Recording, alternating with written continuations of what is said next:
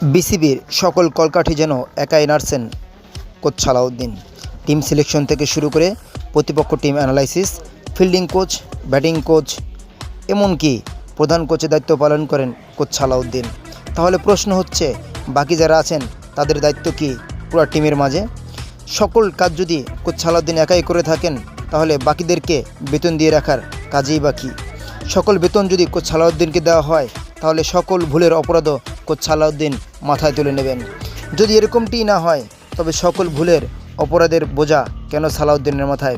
গ্রাম্য ভাষায় একটি কথা রয়েছে, গু খায় সকল মাছে, কিন্তু নাম পড়ে ঘরোয়া মাছের।